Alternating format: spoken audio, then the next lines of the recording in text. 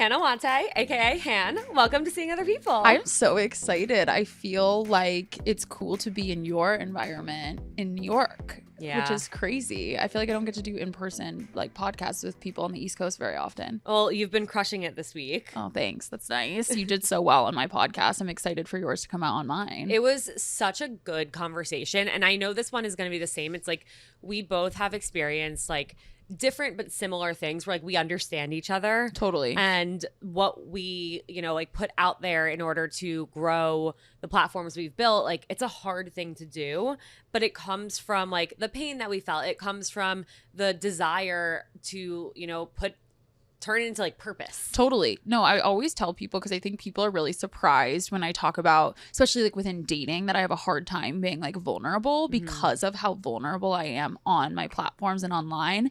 And I think it's just different, obviously, but I think mostly because like it's in service of others. And I know that's for you too. Like when you lead with purpose and mission, it's easier to do the hard things. Yeah.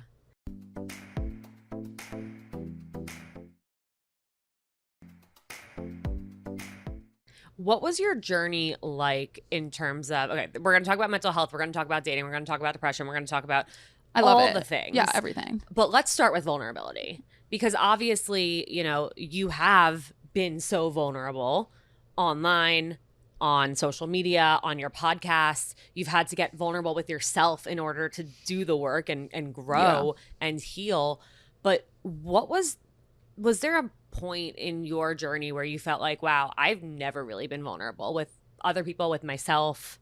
Yeah, I mean, I think there's like always a ton of moments, but I think for me it was like it hit a point in my mental health where it was so bad that, like, not to be morbid, but like it was so bad where I was like, I just don't want to live. I mean, I struggled with suicidal thoughts my entire life, but I think it got to a point where I was like, it can't get much worse than this. So like I either die or like do something. And I think I always had like a deeper internal knowing that like life was not supposed to be like this. Like I was meant for more. And so I think the lack of vulnerability was more just like a product of not feeling like I could trust anyone with my feelings and not feeling safe in my feelings. And like that was just, a product of like the chaotic childhood I had and like the family dynamics I had, which was that like, your feelings are not valid or safe.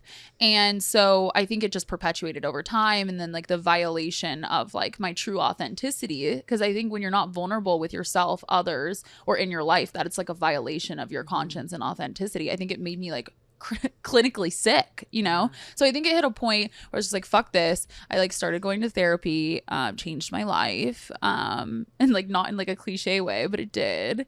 And just started like really working through my shit. And I think most importantly, to your point, like I started getting really real with myself and like very vulnerable with myself. Because I think a lot of people miss that. Like they think about being vulnerable with other people only. And I think it takes, to be able to do that, I think it takes being really real with yourself. And that's so scary to do. Oh, yeah. Like we worry about like not letting other people down, not disappointing other people, not, just showing up the right way for the people we love. It's like we forget that starts with showing up for ourselves. Yeah. And I think like killing the ego is like necessary for any type of success, whether it's your business, whether it's your mental health, whether it's in dating. Like you need to be able to put your ego down and look in the mirror, compromise, like put down your like triggers and feelings about whatever to like execute what you need to execute. And I do think there's a level of vulnerability that people are not comfortable with, because it does like really hurt the ego. It's really, really hard. Yeah. So backing up with your story, you grew up in Orange County. You moved to San Diego for college. Yeah. And I know you've said that like you got to San Diego and you felt like so lonely, depressed. Like that was when all of the feelings started coming out. Yeah, I think I was like depressed my entire life, like for sure. Like there was just a lot going on. A lot had happened. Very tumultuous house. And I think like the up and down of my mental health I was so comfortable being uncomfortable. And I think that when I got to college, it just exuberated because I was getting older. And also like I'm alone for the first time, like in a new city. And I think it just was kind of like getting to a breaking point. Like, so at this point I was like 18. And then by the time I hit like, I feel like my low, I was actually in a relationship. And I feel like I had used the relationship as a way to like distract me from the work I needed to do, because Mm-hmm. I was like really finding happiness just from like being loved, you know? And especially like, you know, when you feel like you're not seen and like you're not validated, like anyone choosing to be with you is like the biggest form of that, or you convince yourself it is. And so when we broke up, it wasn't even like the breakup itself. Like it was a long time coming. Like I shouldn't have been in the relationship. It was more that like my security blanket, or I should say like the sheet over the mirror was removed. And I had to like really look at myself. And I think for a while I was trying not to. So I just got really, really low. And then Yeah. the And that's rest. also a point where now you're out of your childhood home, you're in this new environment, and you're meeting other people, and you're seeing how other people live their lives, and that also helps you reflect and be like, wait, other people aren't this depressed all the time. Other people aren't this anxious. Other people are actually happy. Yeah. And What's that? or like people even like I totally had to call myself out. Like people are all responding to me in the same ways. And it was one of these like hard honesty moments where I was like, you know, I've been perpetuating my own misery, and it's reflective in my relationships. Like I was always overly confrontational. I was like fighting with everyone. Like everyone had the same thought about me. And I had to be like, instead of being like, it's everybody else and all of these things are happening to me, it had to be like, I had to have a moment where I was like, fuck, like now that I'm out of this crazy house that I grew up in, I'm living in the world and I'm still living as a victim. And of course, like what happened to me sucks. And like my, you know, doesn't feel good to like grow up in a house where like your feelings aren't seen. Like me and my parents are, you know, we have a very interesting relationship, but like we still talk, like, you know, we're good. It's just like they didn't have the tools. But like, I don't know, like you go into the real world and like the people who hurt you are away, yet you're still hurting, and like you're hurting other people, and like you're in these like chaotic situations, and like the only common denominator was me. And you're like, oh shit. Yeah, it sucks. I'm like, fuck. Like it's me. Like I am causing myself this misery. I know you mentioned therapy. Yeah. What was your therapy experience like, and what else did you do to start, you know, I don't want to say fixing yourself, but to get to a better place? Yeah, like get back to my like true authenticity. To like figure out who you actually were and wanted to be. Yeah. Okay, so therapy was amazing. Like huge proponent. I did it for like 3-4 years, but like very expedited because it was like right before the pandemic started. So the first year was really good, and then by the time the pandemic hit, I was able to really like jump in and do like full send into it. So like I was doing it like twice a week, and I think I just went in because I was so low, brutally honest with myself. Like so it felt very, I was open. It was very expedited. So I think like that was a huge part, like talking through my shit, actually having someone like hear me and like be able to like work through stuff that had happened was amazing. But then it hits a point, you know, where you're like, you're intellectualizing all this information. You've like talked and talked and talked, and you have to actually like integrate into your life. Right. The And, action has to match the words. yeah, like you have to actually like show the fuck up. It's not easy to just like, or it actually, I would say it's easy to like be self-aware. It's actually really fucking hard to make a different choice. So I think after about like a year or two, I really started to like put these practices into play. And for me, it was about like rewiring my thoughts and rewiring like how I was going to respond, because it was my reactions. I was having like a hard time really like in interpersonal relationships because I was so skewed on like how I saw the world, how I saw my self-worth.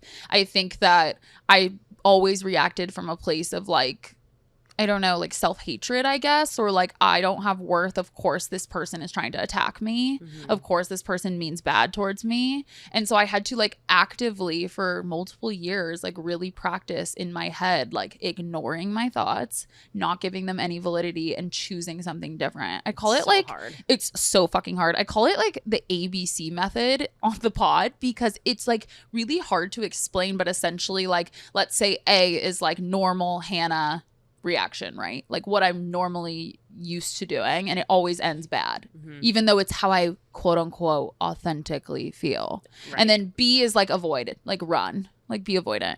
And obviously I don't want to do that because I'm not going to have any relationships or, you know, live a good life. And C is the thing I know I should do that feels like really fucking uncomfortable and completely foreign. And I just decided that I was going to make a choice to pick C every single time, even though it was incredibly uncomfortable. And I think the more I did it, the more evidence I was building for the case, which was that if I wanted a happy life and if I didn't want to be depressed, if I didn't want to be anxious, if I wanted to have relationships, I needed to pick the thing that didn't feel like me. And I think now where I am, it's now been like 8 years, like it feels like me. It doesn't make it not hard. It's still hard, but it's easier knowing that, you know, I'm living a much better life. I don't feel sick. I don't feel anxious or depressed. I don't claim those pieces of my identity anymore. No, I'm not healed, quote unquote. But like, I don't know. They're passengers in my car. I don't feel like they like run They're the not show. The driver's seat. Yeah. How did you differentiate, like, I get asked all the time about like a gut feeling. Like, how do I know if it's like, it's my gut, it's telling me, it's trying to protect me. It's like, because I imagine it was in every one of these situations where you're going to door C, you're like, this doesn't feel right. Like my gut is telling me A. Yeah. But I want to prove myself wrong. Like how, like that's so hard to do in the moment. And I know times where I've been like, okay, I want to do this thing. I think I really should do that, but like that feels so scary. Yeah. Like how do you actually make that change?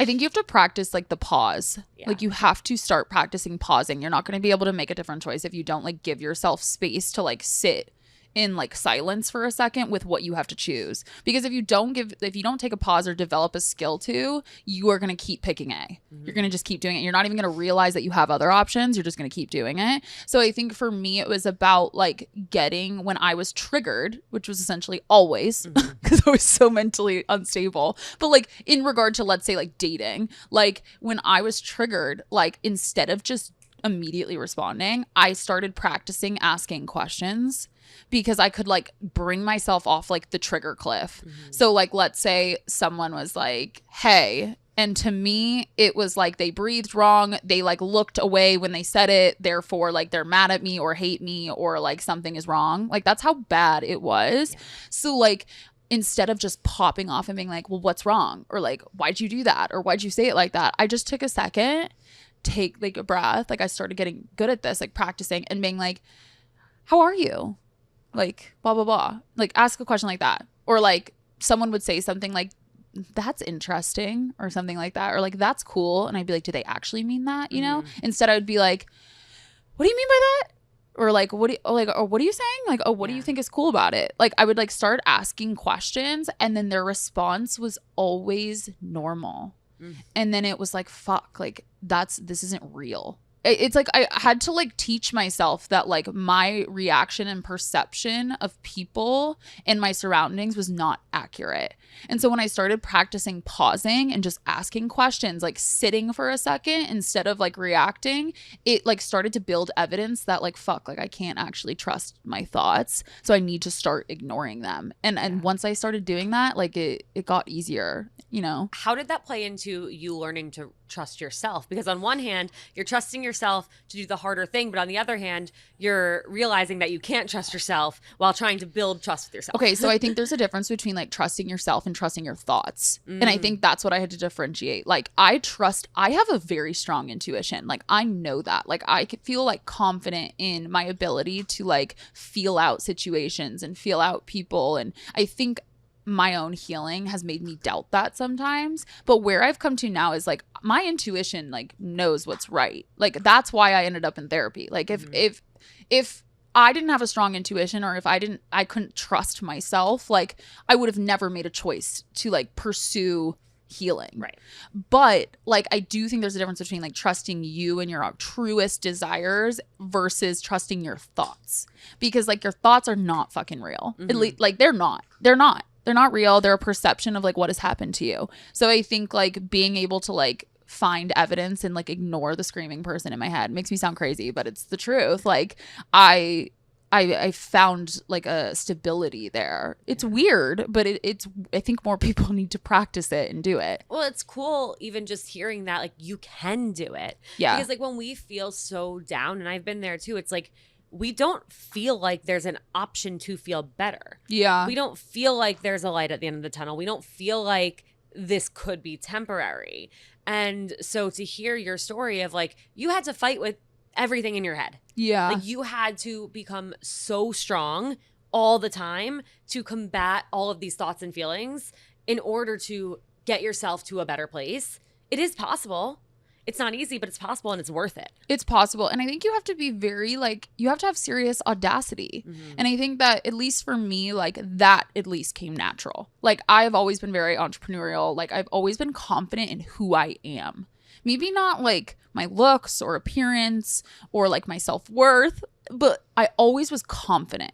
And I think that it got to a point where I was just like, you know what? Like I have to like have serious, like unapologetic audacity with this. And I tried to like start giving the stories like new narratives. Like all this stuff happened to me and I'm here. If I can do that, I'm strong enough to do this. Like, and I think, you know, the thoughts are still there. Like they're just quiet now. Like I've gotten good at it. And so they get quieter, but it's like, it's not like I'm all better now. Like they're always going to be there. And I think that's a misconception with like healing and like communication and dating and like all this stuff where you have to like put down your ego and triggers to compromise or like to be in like a peaceful dynamic with someone. Like it's gonna be there. It just gets easier over time because you're proving to yourself with each time you like have the courage to like make a different choice. You're proving to yourself when the positive reaction happens, like, oh, like this is more evidence that I need to do this. This is more evidence I need to do this. So I think for me, it was like super fucking uncomfortable for like a really long time.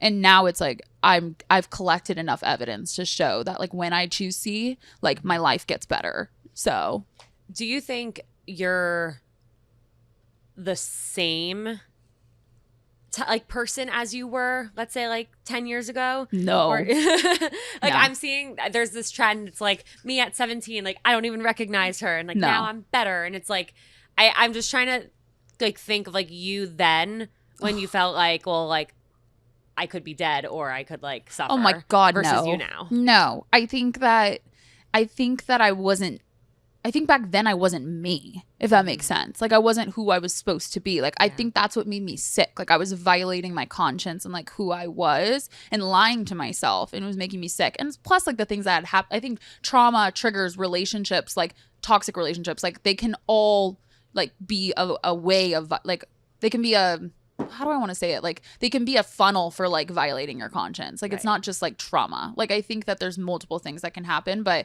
yeah, like I don't think I was me. Like I feel more me now. I feel more like in line with my purpose and like authenticity.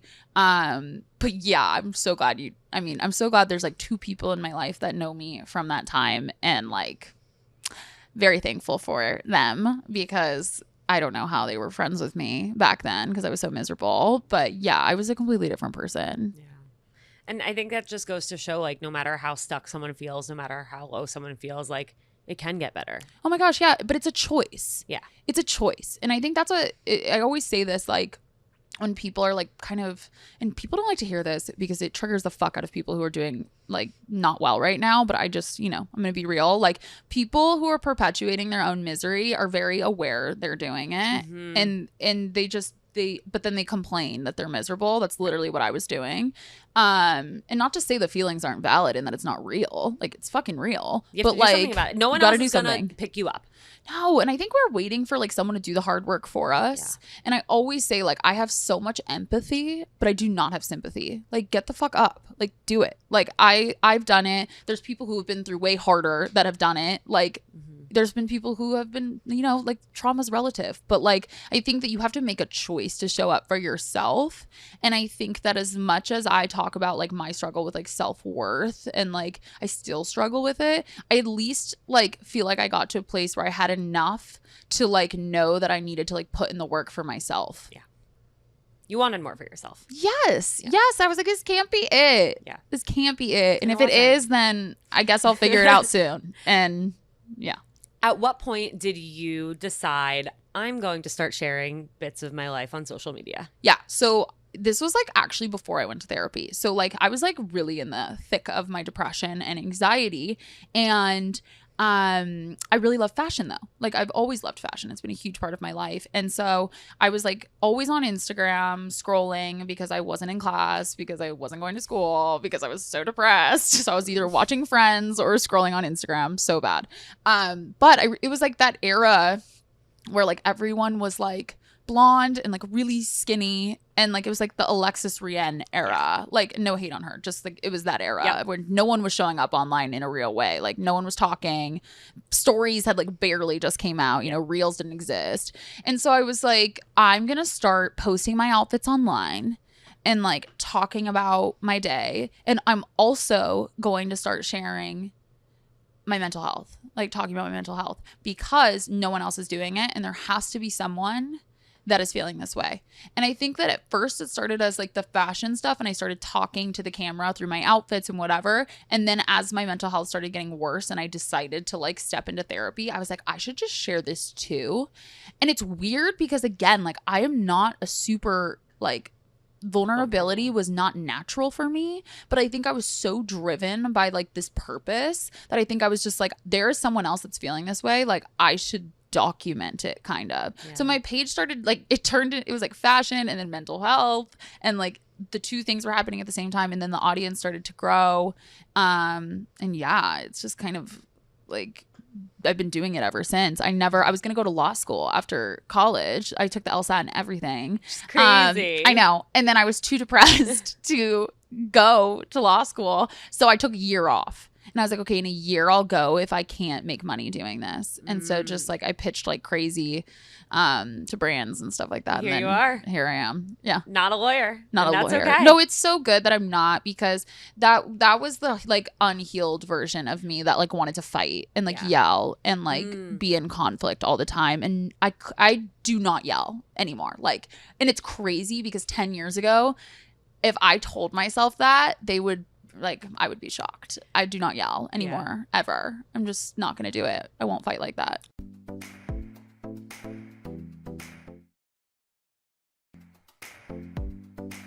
When it comes to your evolution, like you used to yell, now you don't. Like, how does that play into dating and trying to find a partner? Because I do know, like, the more work you've done, the more you've grown, the more you know yourself, the harder it is to find somebody who can understand everything you've been through, where you are now, and also, you know, has their own healing journey that they've been on. I think there's a few things there. So like first, I still like struggle with this, and I'm really trying to like give myself like grace and forgiveness because it was all I ever knew.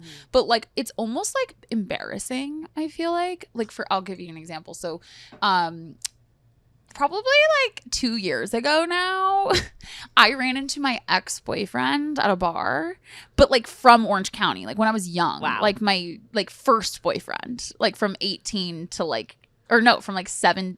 No, I was 18. From 18 to 20, I dated someone, and he was my first boyfriend.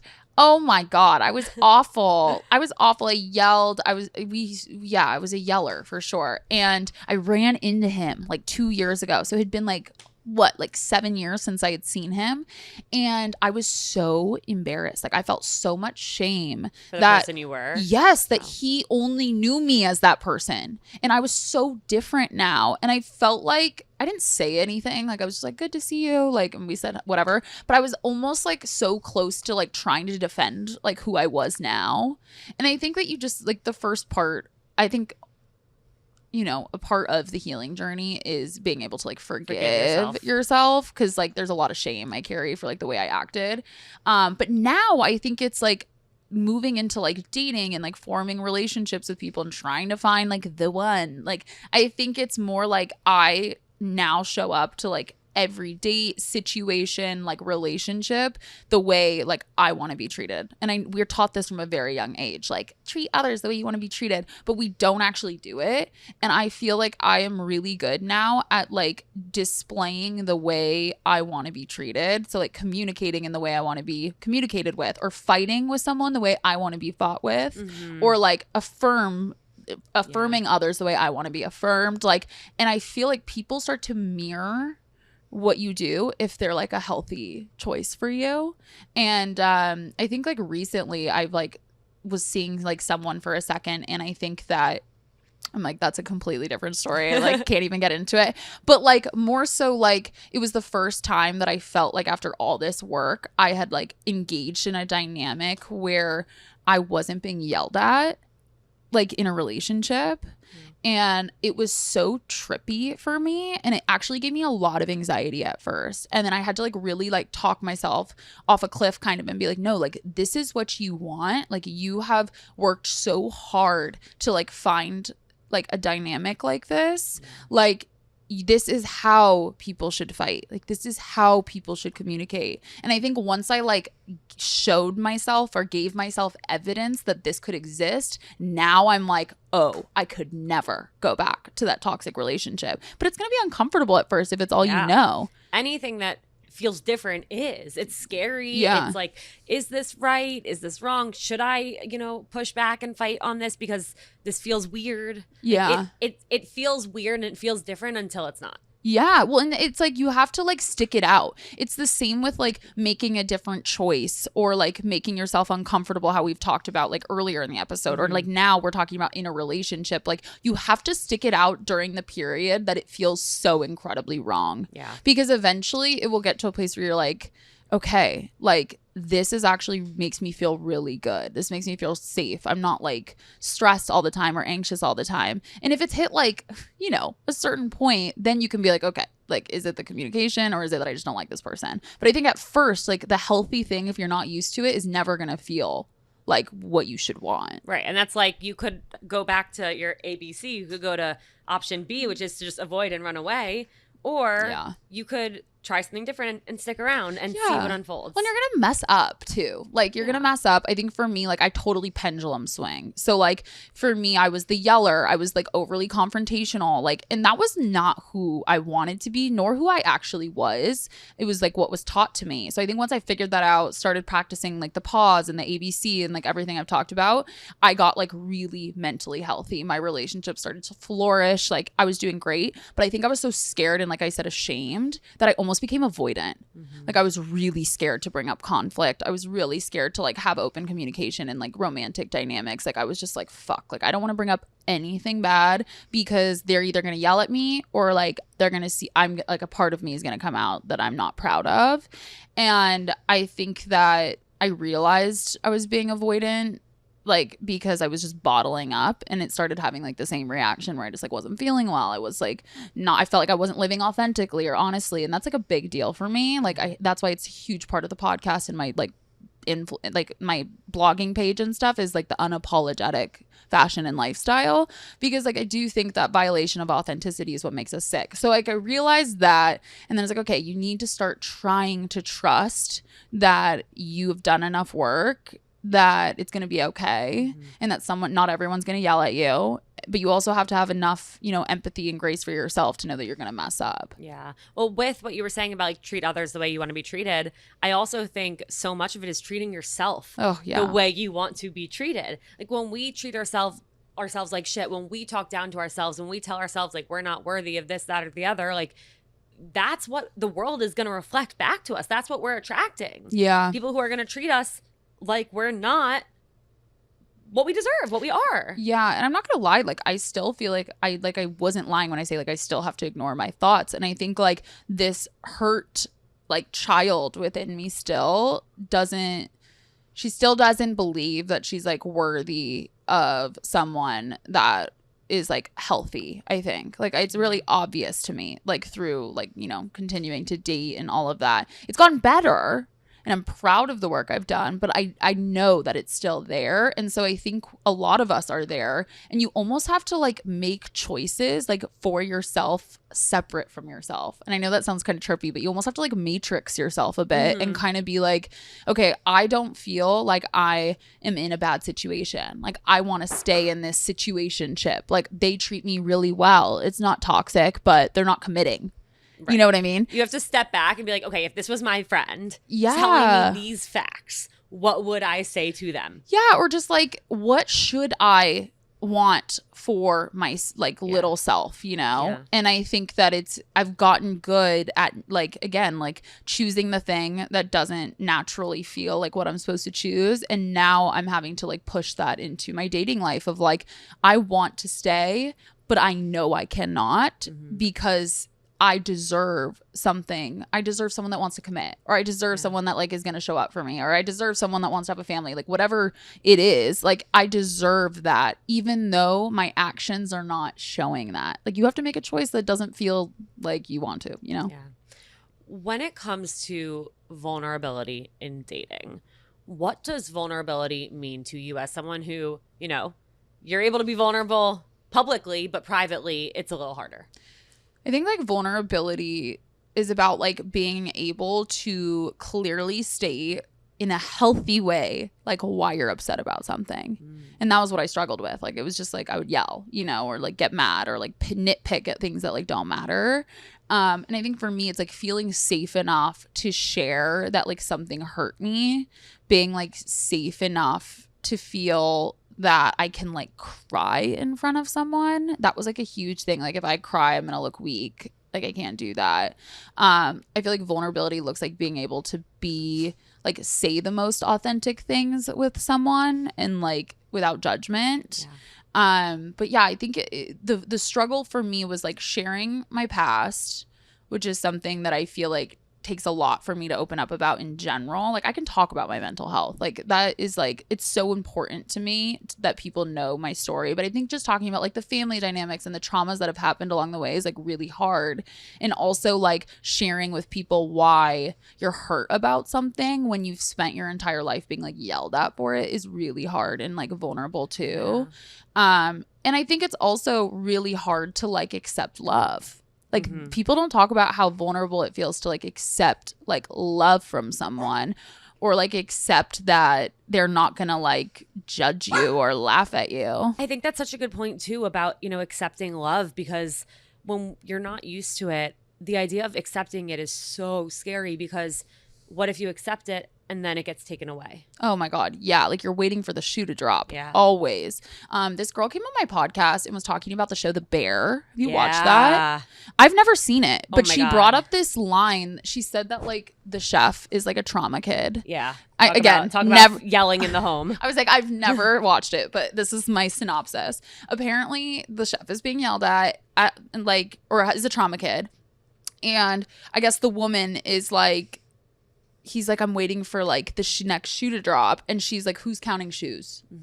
Was the line, I guess. And I thought that was so powerful. I was like, I need to watch this show just for that, because I feel like you have to get to a point where when you've lived your life this way, like I get it. Like I went through it. I totally am always waiting for like the shoe to drop. I feel like when something happy happens in a relationship or in my business, I am like immediately like, don't be happy for too long because it's just going to be going away. And I think that's like your sign that you really need to work on your self-worth. I think for me, I had to call myself on it. Like you don't feel deserving, which is why you're like waiting for the shoe to drop.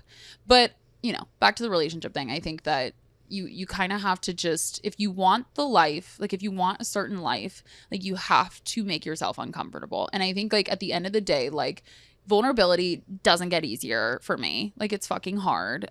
Again, like I can show up online and do this because I think that it's like a sole purpose of mine to make others feel less alone. So I'm willing to like sacrifice my uncomfortability for like the purpose. But I think again, real life is different, as authentic and unapologetic as we are on the podcast. Like it's not everything.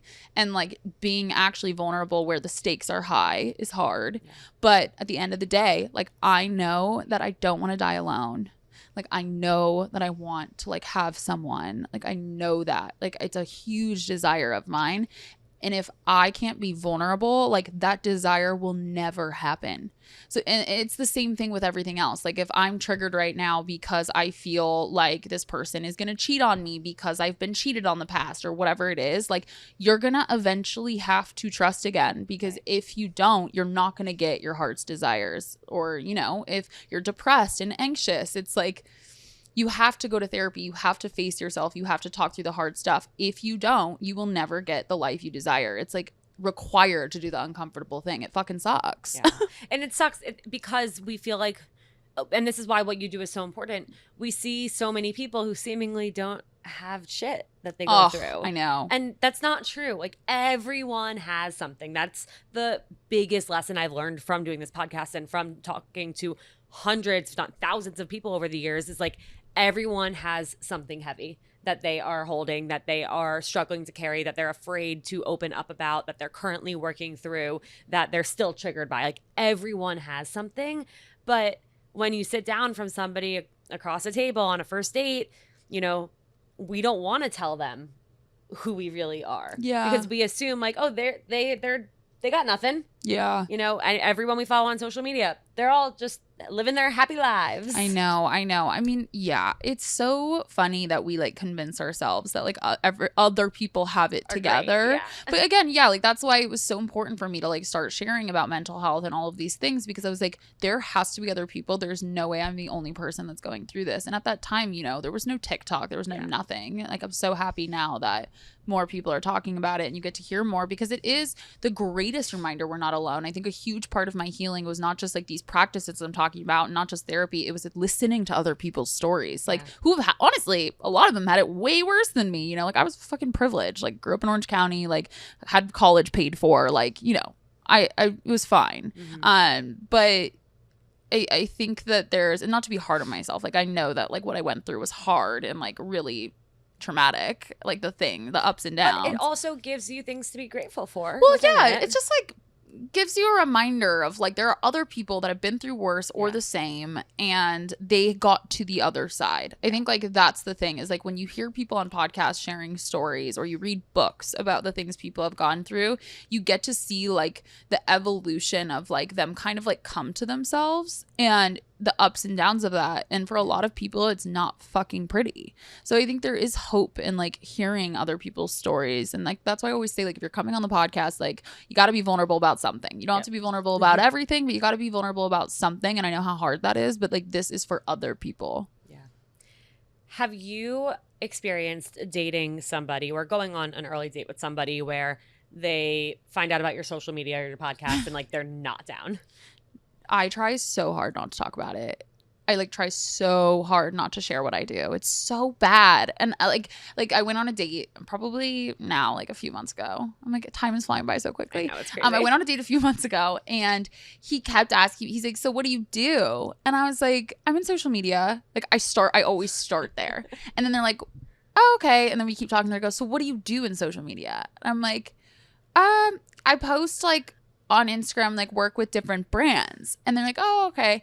And then like if they try again, it will be like, yeah, but like what do you do? And I'm like, I'm an influencer. Like I do content full time and then I have a podcast. And then they're like, oh.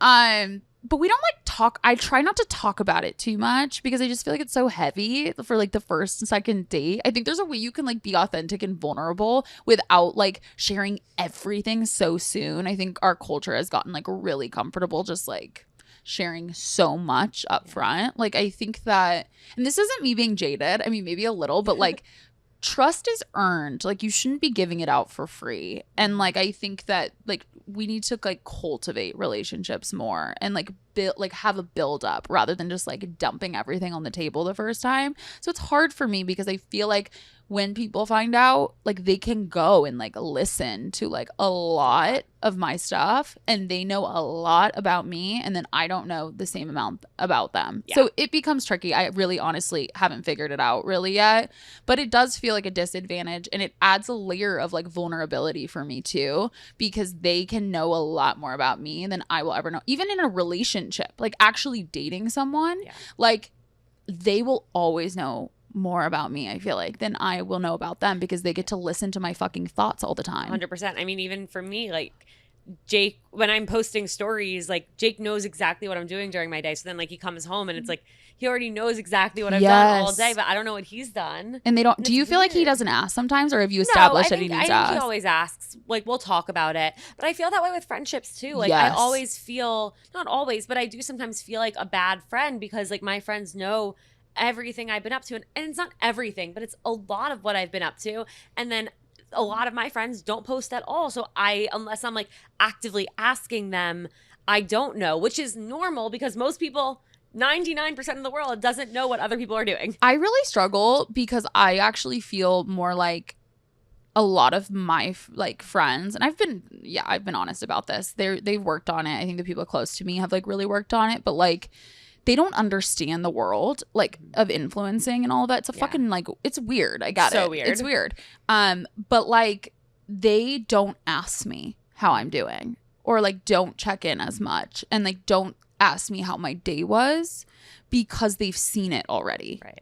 So I think like for a while I felt like kind of like, I don't know, like unloved in those ways, whether it was like a relationship or friendship. And I kind of had to like be honest again and like get vulnerable and say like, I feel like you don't care about what I did during the day or like what I don't know, how my week has been because you don't ask. And then they're like, oh my God. And we like realize it's because of that. I've even told guys I've been dating, like to like, I'll block them from my stories sometimes. Not see. Just because it's not even because I don't want them to see it. It's more like it feels like they have so much access to me that I don't have to them. And not that normal. You shouldn't have the access, but it's like it feels almost like you know everything I did today and every single place I went, and I don't know that about you, and I don't want to, but I hate that you know, and that I don't. Because it's not even like the details.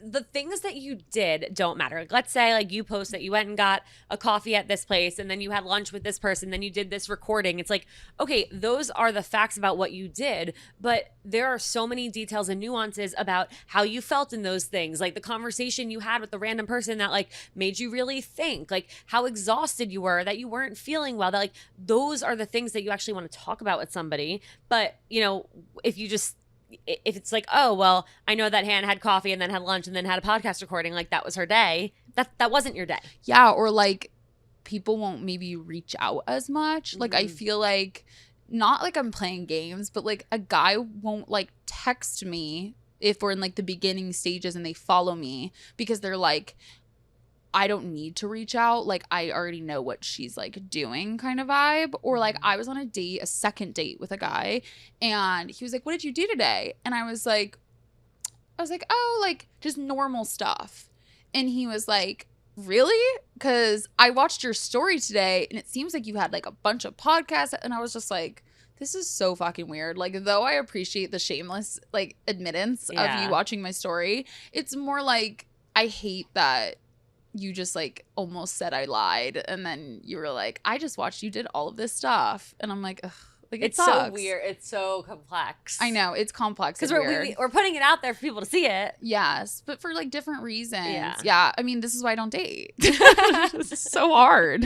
Yeah, it's tricky. It's really confusing, but the right person for you will, you know, both see the things you're posting and be super curious about them. I think I'm joking. Like, I intentionally date now, and I think to a lot of people it looks like I don't. And I think because I don't know, like I think it's obvious from this conversation, like I do like have a harder time. I feel like I do have a harder time trusting people. It is hard for me. I've worked on a lot of stuff. I like want to be in a relationship, so like I show up, but I do it more intentionally because like rapid dating is hard for me. Like I don't know, like it's hard, and I think that if I'm gonna like practice what I preach, like I want to make sure that I do like take it seriously and that I am like communicating the way I want to be communicated with and all of that stuff. And like the dating world is just not aligned with the healing world all the time. Yeah. If you could change one thing, like magic wand, change one thing about modern dating. Ugh. Oh my God. Okay. This is a me problem. Like 110%. Like I have self-awareness. Like I know that this is me. I really struggle with like how casual it is in the beginning.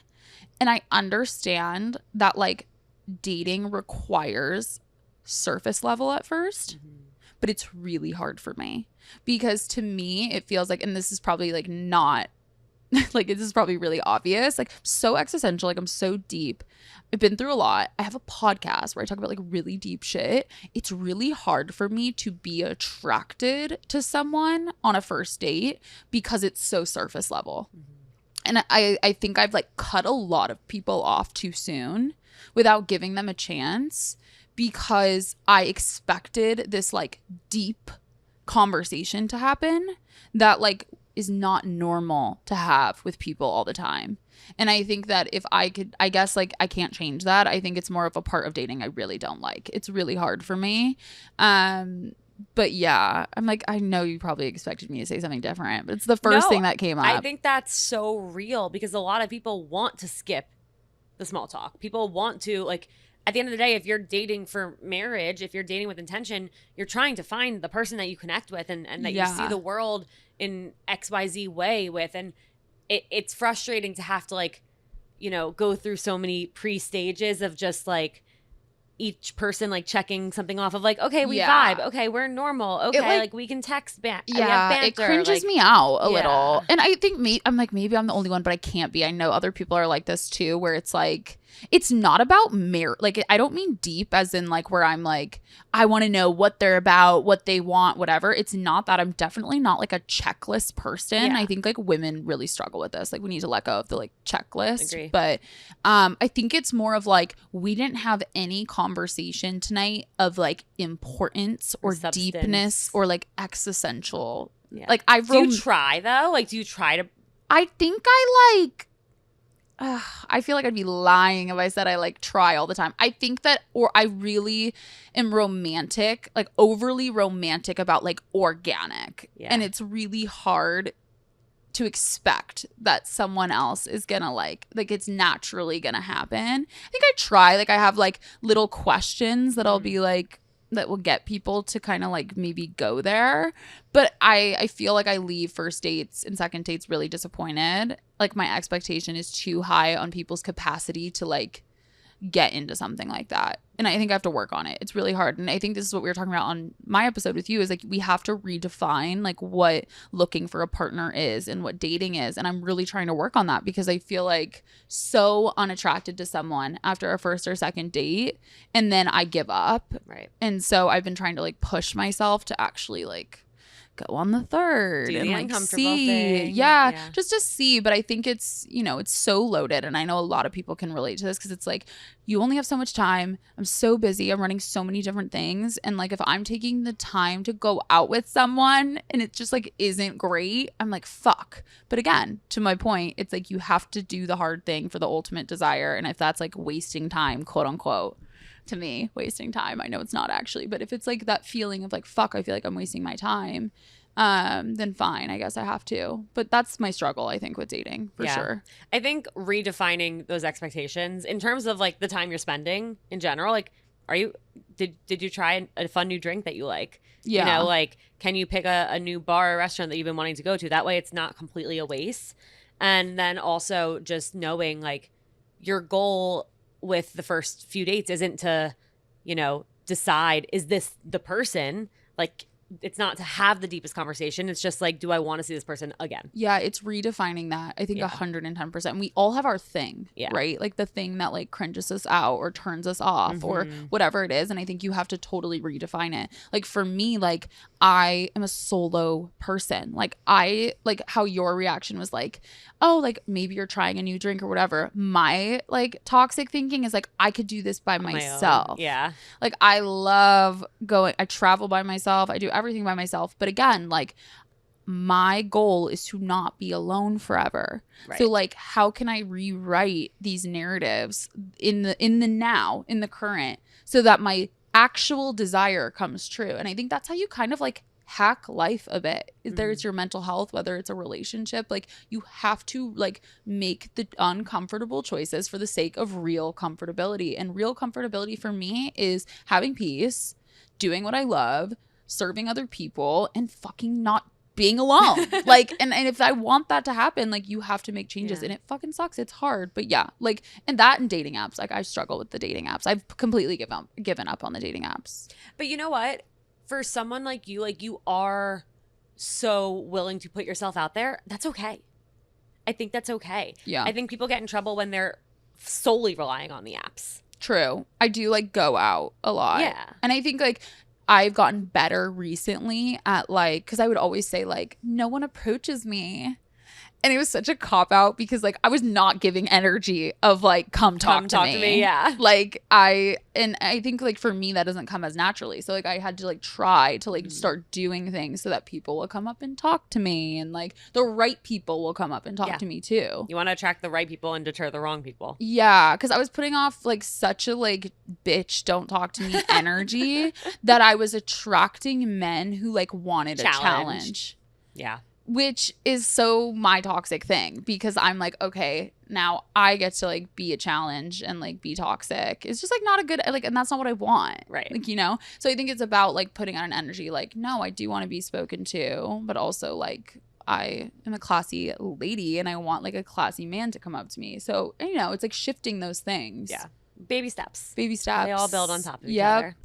What is the best piece of dating or relationship advice you've ever received or have to give? I think what I have to give, like what's like given me like so much, what's given me like confidence to actually feel like, okay, I actually want a relationship. Because I feel like for a long time, because of like my past, I didn't even know if I like wanted a relationship.